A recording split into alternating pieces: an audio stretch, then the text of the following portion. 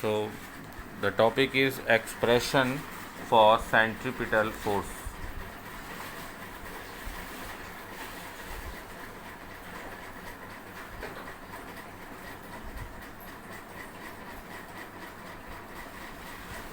Centripetal force आपका है क्या?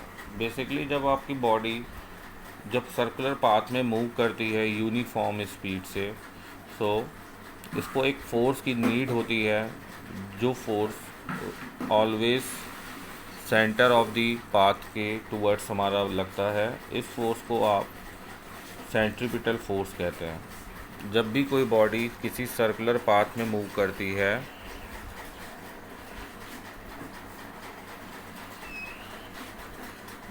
ठीक है, विद अ यूनिफॉर्म स्पीड, तो उसके सेंटर के टूवर्ड्स एक फोर्स रिक्वायरमेंट होती है, और इस फोर्स को हम सेंट्रीपिटल फोर्स के नेम से जानते हैं। हम लोग आज इसी फोर्स से रिलेटेड एक्सप्रेशन को डेराइव करेंगे। इसके लिए सबसे पहला पॉइंट क्या करना है, ज़रा ध्यान से देखिएगा। हमने सपोज कर लिया कि एक बॉडी है जो यूनिफॉर्म स्पीड से एक सर्कुलर पाथ में मूव कर रही है। इनिशियली बॉडी ए पॉइंट पे थी, और इस ए पॉइंट पर बॉडी की जो वेलोसिटी है वो टेंजेंशियल डायरेक्शन v1 इस डायरेक्शन में होगी। आफ्टर सम टाइम ये बॉडी बी पॉइंट पे रीच करती है। इस पॉइंट बी पे जब ये रीच करती है तो इसकी वेलोसिटी की डायरेक्शन आपकी टेंजेंशियल होगी और इस टाइप में होगी। ये आपकी इस बी पॉइंट पर वेलोसिटी की डायरेक्शन है, ठीक है। तो अगर मैं एक काम करता हूँ कि मैं इस वेक्टर को आगे एक्सपेंड कर रहा हूँ, और इस वेक्टर v1 के just opposite and parallel vector अगर मैं एक ड्रॉ करूँ यहाँ से, तो सपोज दैट ये हमारा वेक्टर जो है, ये वेक्टर जो मैंने ड्रॉ किया है, ये वेक्टर v1 के जस्ट इक्वल एंड अपोजिट है, तो आप इसे -v1 शो कर सकते हैं। तो आपने ये पहले ही पढ़ा हुआ है कि एक वेक्टर का हेड और दूसरे वेक्टर की टेल अगर ज्वाइन हो रही है तो वो दोनों ऐड होते हैं। तो यहाँ से स्टार्ट हुआ ये वेक्टर, और यहाँ पे ऐड होने के बाद यहाँ एंड हुआ। तो ये जो वेक्टर आपका होगा, ये वेक्टर इन दोनों के एडिशन को शो करेगा। नेम भी मैं अगर देना चाहूँ तो this one O A B, और ये आपने नेम दे दिया है C, ठीक है।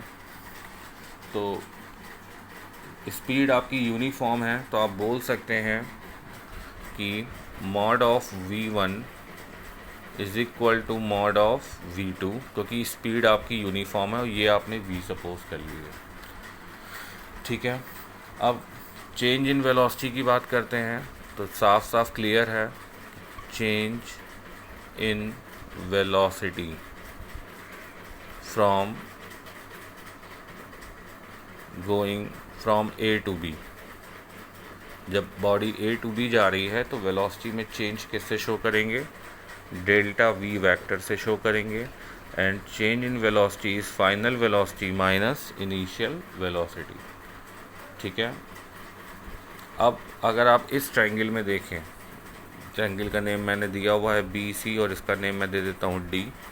तो इन ट्रायंगल BCD, इस ट्रायंगल में ये दोनों वेक्टर ऐड हो रहे हैं, तो आप लिख सकते हैं BC vector plus CD vector is equal to BD vector. BC vector is vector v2, CD vector is minus vector v1, and BD is equal to BD vector. तो फाइनली यहाँ से BD वेक्टर की value आपकी आई v2 vector minus v1 vector. तो आप इस equation को देखें और इस इक्वेशन को देखें, यहाँ से ये साफ साफ क्लियर हो रहा है कि BD vector represents the change in velocity vector, ठीक है। तो ये जो आपका BD वेक्टर है, ये BD वेक्टर वेलोसिटी में चेंज को शो कर रहा है। अब यहाँ से ज्योमेट्रिकली मैं एक पॉइंट आपको बता रहा हूँ, वो ध्यान से देखिएगा कि ये जो ट्रायंगल आपका है AOB, ये ट्रायंगल, और जो दूसरा ट्रायंगल है BCD, ये दोनों ही ट्रायंगल आपके जो हैं सिमिलर होंगे। क्यों? क्योंकि दोनों ही आइसोसेलेस ट्रायंगल हैं और दोनों के बिटवीन का जो ये एंगल है, ये एंगल यहाँ पर और यहाँ देखिएगा ये एंगल, ये दोनों ही एंगल आपके सेम होंगे। क्योंकि एक मैथमेटिकल रूल है कि एंगल बिटवीन द रेडियस, जो रेडियस के बिटवीन एंगल होता है वही एंगल उनकी करस्पॉन्डिंग टेंजेंट्स के बिटवीन भी होता है। तो ये देखिए दोनों रेडियस हैं, इन दोनों रेडियस के बिटवीन का जो एंगल है वही एंगल इन दोनों करस्पॉन्डिंग टेंजेंट के बिटवीन भी होगा। तो इसकी वजह से ज्योमेट्रिकली ये दोनों ट्रायंगल हमारे सिमिलर होंगे। ठीक है, और अगर दोनों ट्रायंगल सिमिलर होते हैं तो यहाँ पर थोड़ा सा ध्यान लगाइएगा, बी डी, यहाँ पर जो बी डी साइड है इस ट्रायंगल की, ये इस ट्रायंगल की ए ओ साइड के इक्वल होगी, सिमिलर होगी, करस्पॉन्डिंग होगी। ठीक है, बी डी किसके करस्पॉन्डिंग होगी? ए बी के। सो आप अगर दो ट्रायंगल सिमिलर हैं तो आप उन्हें कैसे लिख सकते हैं?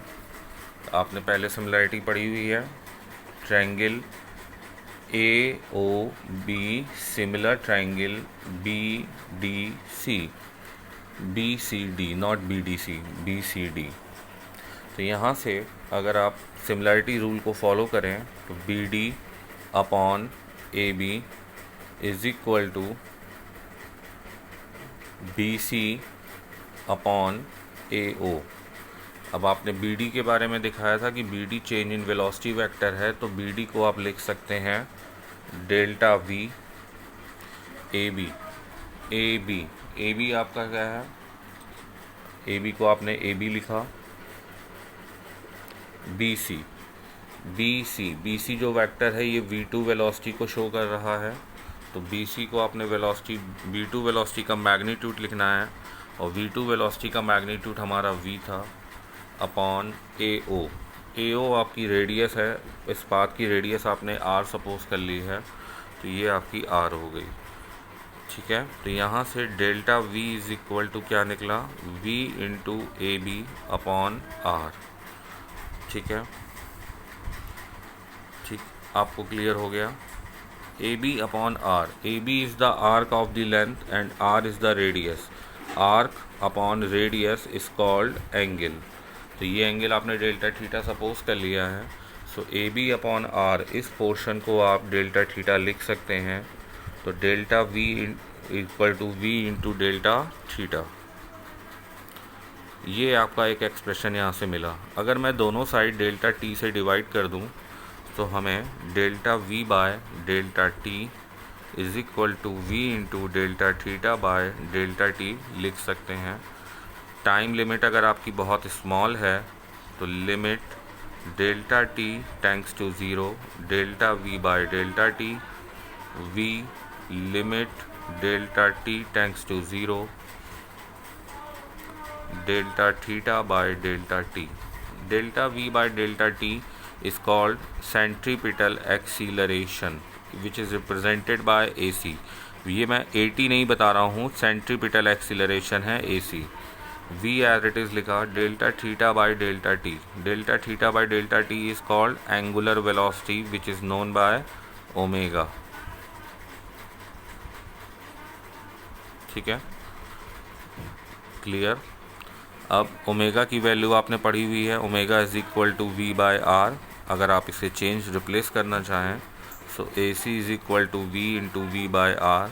सो finally centripetal acceleration formula is V square by are.